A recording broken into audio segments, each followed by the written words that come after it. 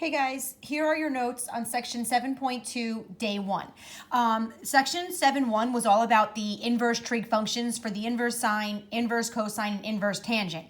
Section 2 is going to be all about your reciprocal inverses, so your inverse secant, your inverse cosecant, and your inverse cotangent function. But before we get to those reciprocal inverses, let's just remember what we know about the inverses of sine, cosine, and tangent, all right? Well, here's your little sheet chart. We know if you take the inverse sine, the inverse cosine, or the inverse tangent of a positive ratio, then that's going to get you an angle in quadrant 1, because that's what the inverses do. They find angles, right? We know if you take the inverse sine of a negative ratio, it spits out an angle in quadrant 4. If you take the inverse tangent of a negative ratio, it spits out an angle in quadrant 4. But if you take the inverse cosine of a negative ratio, it spits out an angle in quadrant 2. And then none of the inverse trig functions spit out a quadrant 3 angle, right? No quadrant 3 angles survived the cut of their graphs. Okay, so these are the pictures I find myself using all the time. The inverse sine will only spit out angles between negative pi over 2 and pi over 2, quadrant 1 and quadrant 4 angles. The inverse cosine will only spit out angles between 0 and pi, quadrant 1 and quadrant 2 angles. And then the inverse tangent will only spit out angles between pi over 2 and negative pi over 2, quadrant 1 and quadrant 4 angles, okay? So remember, these are the only angles you should ever be saying are the answers to an inverse question. All right, so just to practice with these ones, okay? I kept telling you that if you take the inverse sine of a positive ratio, then put the angle in quadrant 1 or draw the triangle in quadrant 1. These are the problems you want to do that for. So let's take a look. All right, let's say it asked you to find the exact value. Now again, could you plug this into your calculator? Yes, but it might not give you the exact value. It might give you a decimal answer, which they may not accept, okay? So let's just digest this problem. You're asked to find the sine of the inverse tangent of 1/2. Well, like all math, we work from the inside and break our way out, right? So first you'd have to take the inverse tangent of 1/2. Well, we know if you take the inverse tangent of this positive ratio, the answer to that would be a quadrant 1 angle, right? And then you're going to have to take the sine of that quadrant 1 angle. And we know if you take the sine of an angle in quadrant 1, you're going to get some positive ratio. So the answer to this question is a positive ratio. But what positive ratio is it? Okay, so let's go back. We start here. The inverse tangent of 1/2, right? You know that if you take the inverse tangent of some ratio, it only spits out a quadrant 1 or quadrant 4 angle, right? If the ratio is positive, we know the inverse tangent will spit out a quadrant 1 angle. So give yourself an angle that landed in quadrant 1, because we know that the inverse tangent of 1/2 would be some quadrant 1 angle. So give yourself an angle that landed in quadrant 1. Okay, so there's our angle, right? All right, now drop a perpendicular down and construct a right triangle. Even if this is the inverse tangent, you're taking the inverse tangent of a tangent ratio. So 1 over 2 is a ratio of O over A or Y over X, however you want to think of it. So use the 1 as your opposite label, use the 2 as your adjacent label, right? So if this is the O over A, 1 over 2, then O is 1 and adjacent is 2. And now you've built yourself a triangle that you're going to be able to find the sine of some angle with, all right? But we need the third side, because if we're going to find the sine of this angle, I need my hypotenuse, because sine is O over H, right? So I'm going to need this. So just use a little Pythagorean theorem. A squared plus B squared equals C squared. So 4 plus 1 is 5, and now square root it. It's the square root of 5, okay? All right, perfect. So now our job, the inverse tangent of 1/2, guys, he got you that angle. Do I need to know what angle it is? No. All I know is that he was an angle in quadrant 1. So I've done that. So now you're going to take the sine of the angle that you've just built. So now the answer to this question is, what is the sine of this angle theta? Well, the sine of this angle would be O over H, or it would be Y over R, depending on what definition you want to use for sine. So O over H, it's 1 over root 5. Clean that up, times top and bottom by root 5, and your final ratio is positive root 5 over 5. So just like we said, the answer to this problem is some positive ratio. and it's root 5 over 5. So you're basically going to use this ratio to get you an angle in the correct quadrant, and then you're going to use this ratio to start labeling the correct sides that were used to build this ratio, okay? All right, let's try another one. Let's say you were asked to find the cosine of the inverse sine of negative 1/3, right? Okay, well, let's break this down. If I take the inverse sine of that negative ratio, we know the answer is going to be, well, the inverse sine of a negative ratio is some quadrant 4 angle. So we know this is some quadrant 4 angle. Then you're going to take the cosine of that quadrant 4 angle. And if you take the cosine of an angle in quadrant 4, all students take calculus, it's going to be some positive ratio, because we know, all students take calculus, that when you take the cosine of some angle in quadrant 4, the cosine is a positive ratio for angles in quadrant 4. All right, so we know the answer is some positive ratio. So let's back up. First, we start by taking the inverse sine of negative 1/3. Well, we know the inverse sine of a negative ratio is going to get us a quadrant 4 angle. So give yourself an angle that landed in quadrant 4, right? All right, but we're going to go this way. So think of that as your angle that you've just created in quadrant 4. All right, drop a perpendicular down and construct that right triangle. Okay, if this is the inverse sine of that ratio, well then that is the sine ratio. It's O over H. Or it's Y over R, depending on how you want to think of it. All right, so O over H. O is 1, H is 3. So according to this angle, his opposite side is 1, and his hypotenuse is 3. Now guys, it was a negative ratio. So which one of these numbers, the 1 or the 3, should get the negative sign? Well, on a coordinate plane, who should be negative? Should the 1, which says this distance, or I should say this value, not distance, be negative, or should the hypotenuse be negative? Well, remember, the hypotenuse is never negative. This, in quadrant 4, though, would be a negative value, all right? But then I need this side of the right triangle. So Pythagorean theorem, a squared plus b squared equals c squared, right? So I'm going to take c squared, 9, subtract b squared, which is 1. So 9 minus 1 is 8, and then square root it. So that's the square root of 8, which is 2 root 2. And now ask yourself, on a coordinate plane, should this distance, or I shouldn't even use the word distance, should this side be positive or negative? I went to the right this many units, that should be a positive value. So it's going to be up to you guys to make sure that these numbers get the correct sign. All right, we're good to go. So now we have our quadrant 4 angle. That's what he did. This inverse sine of negative 1/3 got us all of that. So I've done it now. I have found that quadrant 4 angle that I need to use. So now take the cosine of that quadrant 4 angle. So the cosine of angle theta is A over H, X over R. So the cosine of this angle that we've just built is going to be 2 root 2 over 3. And there's nothing to clean up and there's nothing to reduce. And look, it's some positive ratio, just like we said. And that's the answer to this problem. Okay? All right, let's try one more of these. This time we are asked to take the tangent of the inverse cosine of negative 1/3. Okay, we'll digest this. First, you would take the inverse cosine of that ratio. That would get us some, well, if I take the inverse cosine of a negative ratio, I know that's going to be a quadrant 2 angle. So this is going to get us some quadrant 2 angle. Then we're going to take the tangent of that quadrant 2 angle. Well, according to all students take calculus, if you take the tangent of a quadrant 2 angle, it's going to be some negative ratio, because only the sine ratio is positive for angles in quadrant 2.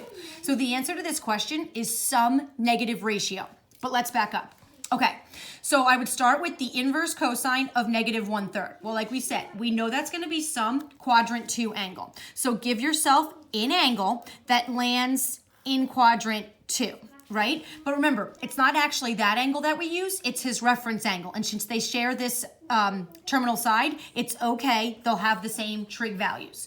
All right, so now drop your perpendicular down and create your right triangle. Okay, if you were taking the inverse cosine of that angle, it's because that was the cosine ratio. So negative 1/3 is your cosine ratio. So that is A over H, or X over R, if you want to think of it like that. So according to this angle, his adjacent side is 1, and his hypotenuse is 3.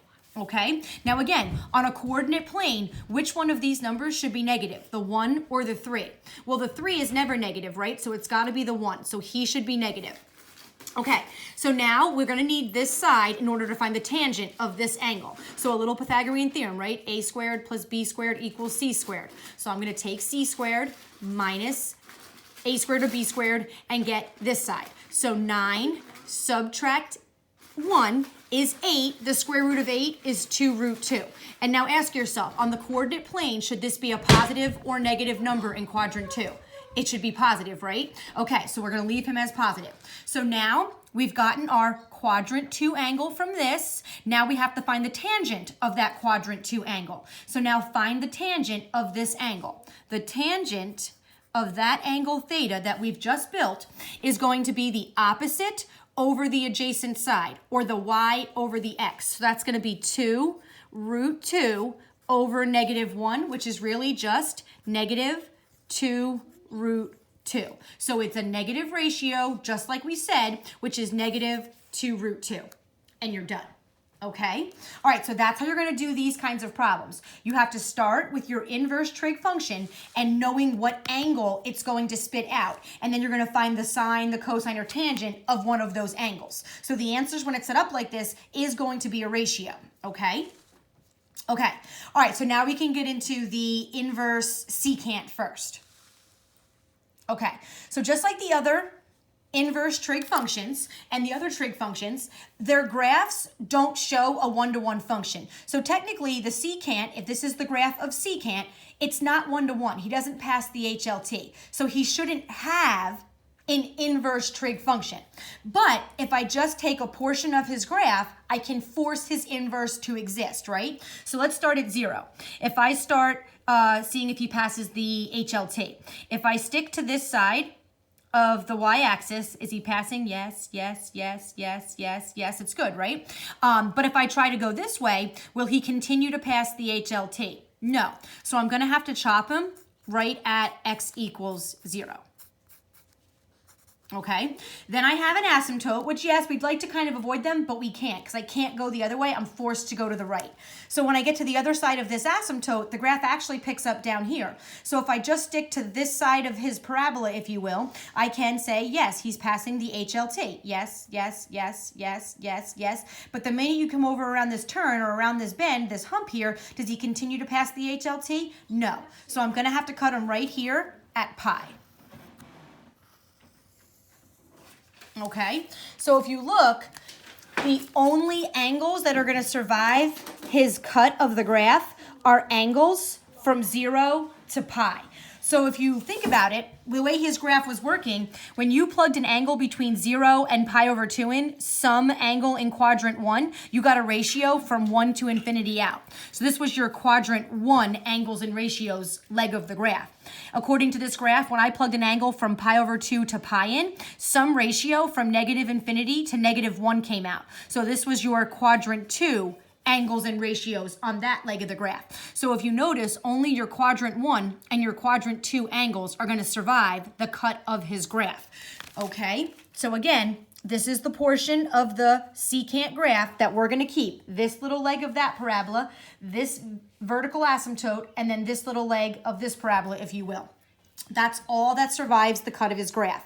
So you have the point 0, 1, you have the point pi over 2 undefined, you have the point pi 0, and then it gets cut off right there. So I've actually snuck in an angle here. If you remember, here is pi over 3 and 2. That would have been a point that survived his graph. And then I have the point right here, 2 pi over 3, negative 2 survived the cut of his graph. So I've just made you a little list of points that survived this leg and this leg of the graph. 0, 1 survived, pi over 3, 2 survived, pi over 2, undefined, survived, 2 pi over 3, negative 2 survived, and then pi, negative 1 survived the cut of his graph right there. Those are all the points that survived on this portion of his graph. All right, so when we go to graph his inverse, we have to reverse these ordered pairs. So remember, angles used to go in and ratios came out. Well, now on the inverse secant, now it's ratios who are going to go in. And what ratios survived, guys? Well, ratios from 1 to infinity, and then ratios from negative, oh, I wasn't on the graph, sorry. Ratios from 1 to infinity survived, and ratios from -1 to negative infinity survived, okay?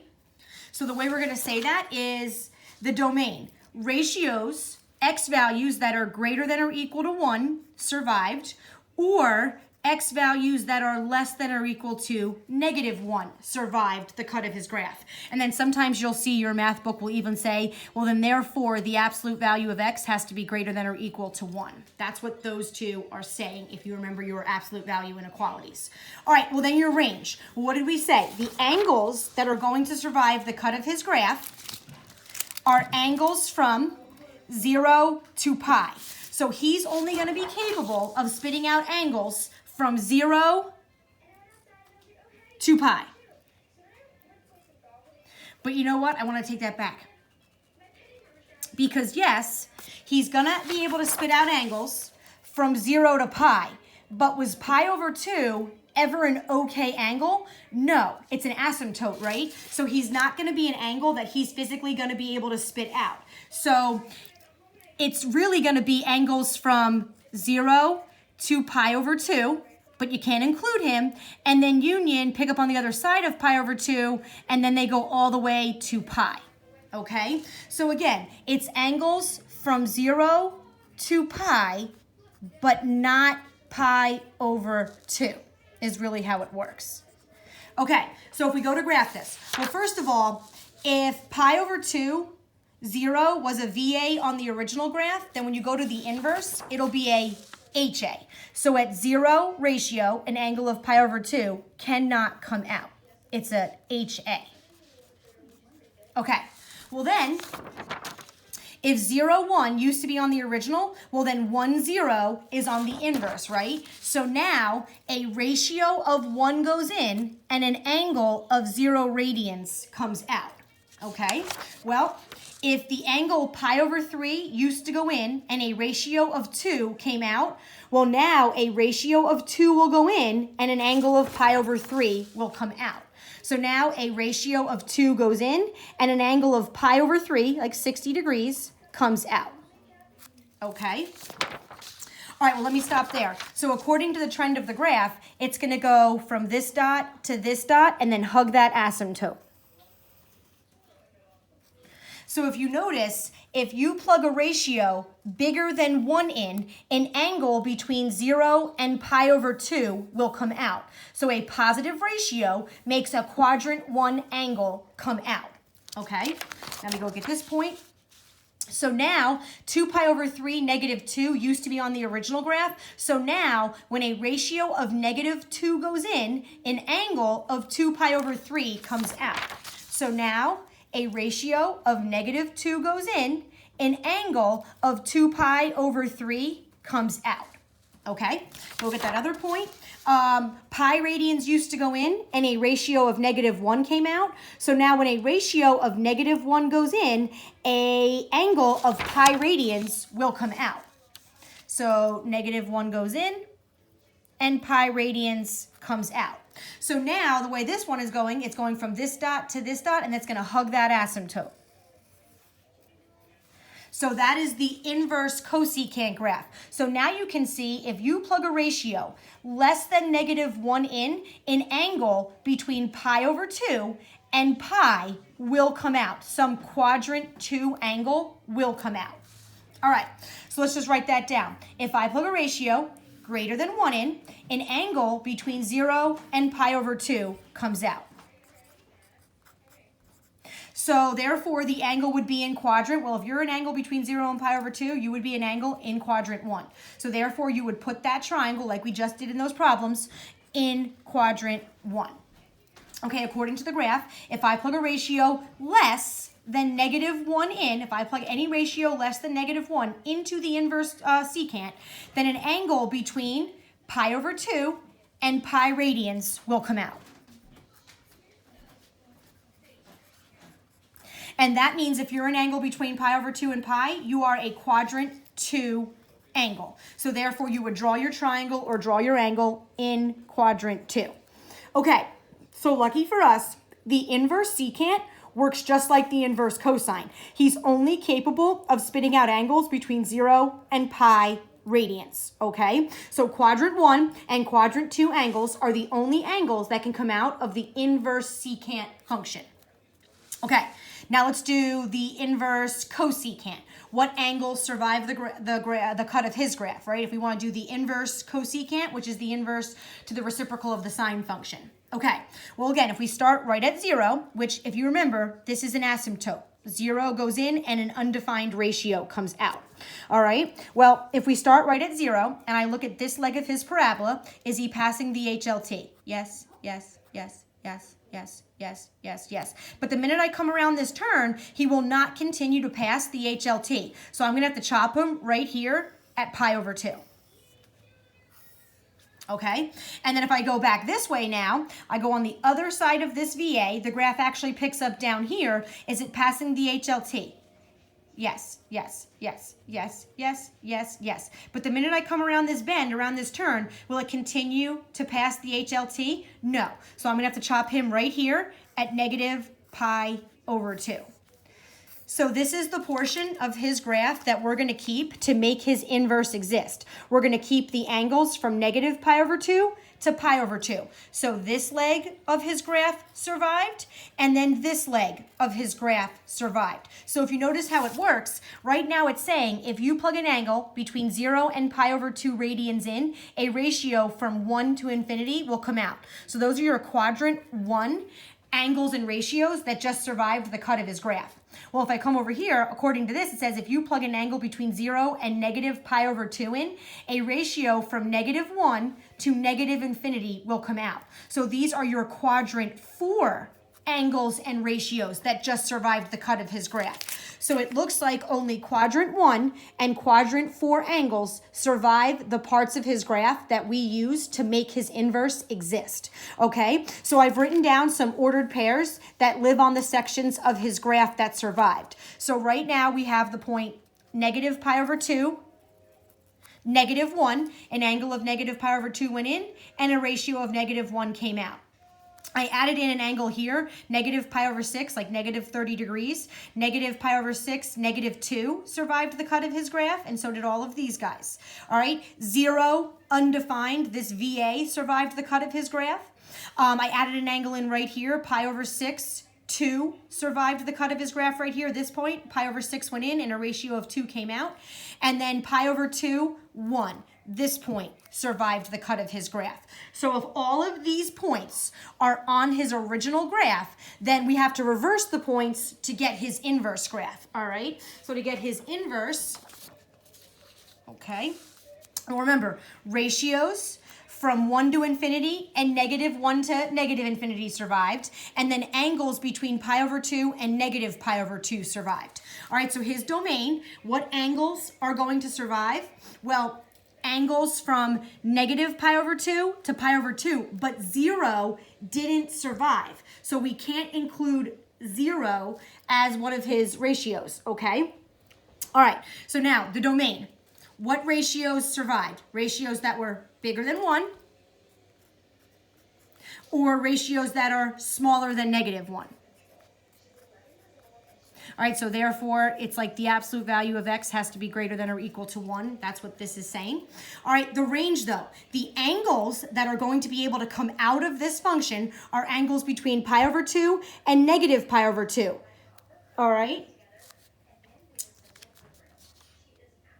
Hold on one second. I want to make sure I said that right. Yes, okay, but what angle is he not going to be able to spit out? I have so many papers here. I'm sorry. I'm trying to flip through. All right. This is the, so here, 0, 0 was an asymptote, right? So when a ratio of 0 goes into the inverse, an angle of 0 is not going to be able to come out. So if you had a VA at 0, 0, now you're going to have an HA at 0, 0.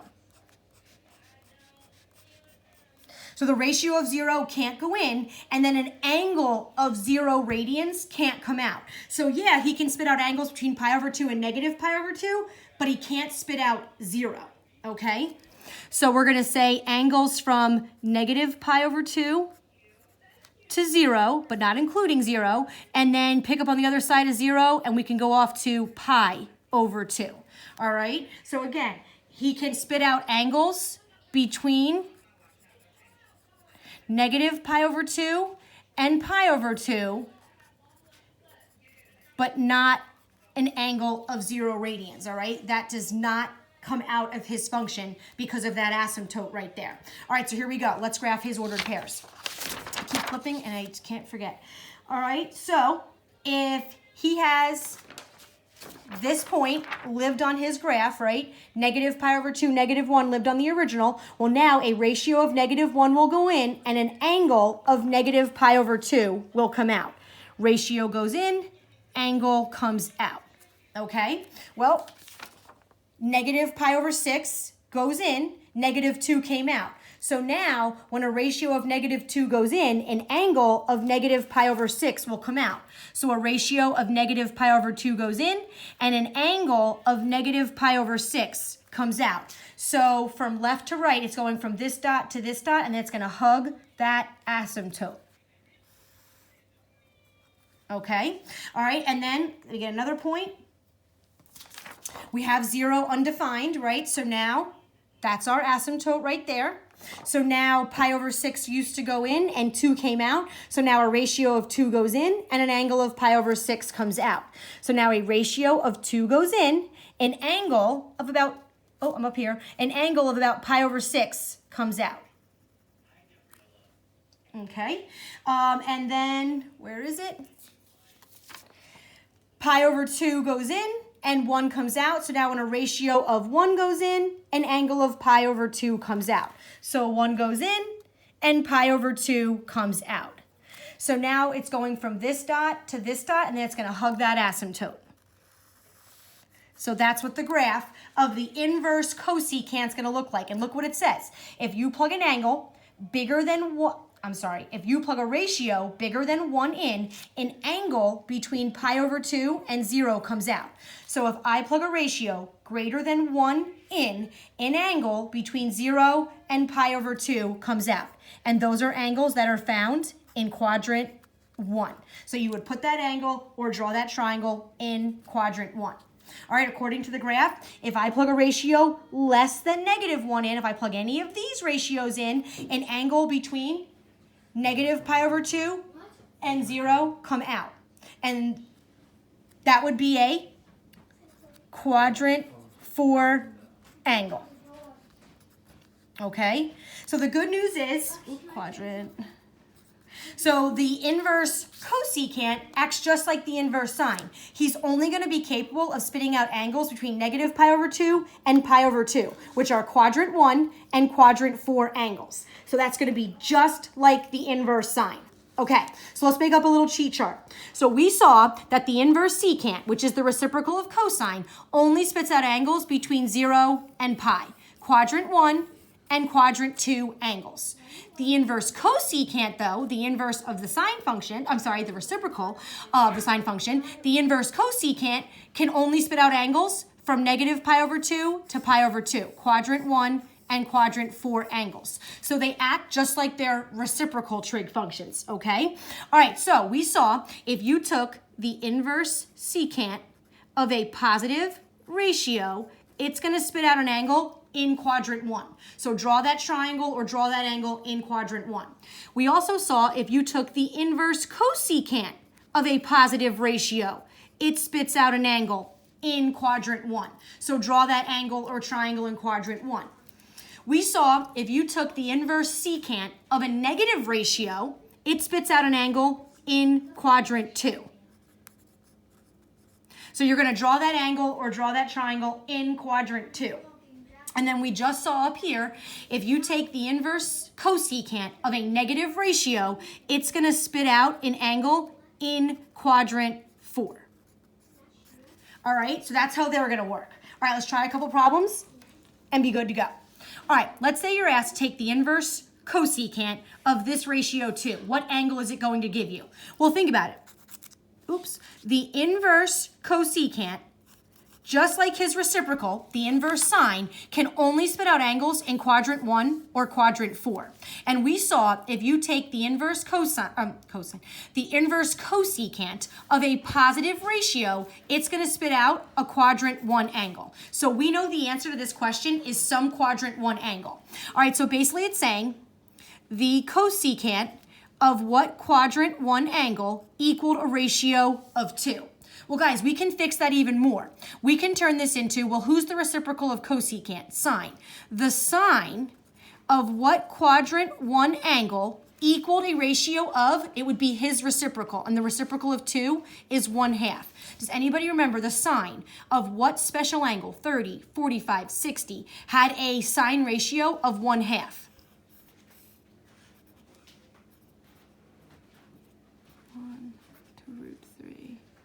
2. Well, who has an O over H of 1/2? If the sine of a 30, O over H is 1/2, it's 30 degrees. So it's a 30-degree angle. But that would be a quadrant 1 angle, which is good, but I need it in radians. So what's 30 degrees in radians? It's pi over 6. The answer to that question is pi over 6. That's the quadrant 1 angle that the inverse cosecant would spit out when you take the inverse cosecant of a ratio of 2. All right, let's try another one. Let's say you need to find out what is the inverse secant of negative root 2. What angle is this going to give us, right? If I take the inverse secant of this negative ratio, what angle does it give us? Well, we know the inverse secant can only spit out angles in quadrant 1 or quadrant 2. And we know if you take the inverse secant of a negative ratio, it's going to spit out some quadrant 2 angle. So we know the answer to this is some quadrant 2 angle. Okay, well, let's spin it around. So then it's saying the secant of what quadrant 2 angle would have had a ratio of negative root 2. That's what this problem is saying. Well, we can make it even easier. Let's turn it into the secant's reciprocal, the cosine. So the cosine of what quadrant 2 angle would have a negative ratio of his reciprocal, right? Because they are reciprocals. So negative 1 over root 2, which cleans up to negative root 2 over 2. Guys, do you remember the cosine of what special angle? 30, 45, 60 had a ratio of root 2 over 2. It was 45. It's a pi over 4. But pi over 4 doesn't land in quadrant 2. So what multiple of pi over 4 landed in quadrant 2? Well, remember, if this is pi, then that's 4 pi's over 4. So then that would be which one? That would be 3 pi's over 4. So the answer to this, the quadrant 2 angle, is 3 pi over 4 radians. Okay?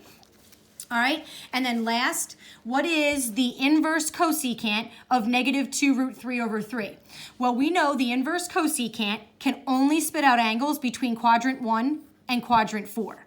We know if you take the inverse cosecant of a negative ratio, it's going to spit out some quadrant 4 angle. So we know the answer to this is some quadrant 4 angle. It's some angle in quadrant 4. All right, let's turn this problem around. So the cosecant of what quadrant 4 angle would have equaled that ratio? Well, let's fix it again. Let's turn this into a sine question. The sine of what quadrant 4 angle would have had a ratio that was his reciprocal? So flip him over. Let me go over here. It's going to be 3 over 2 root 3.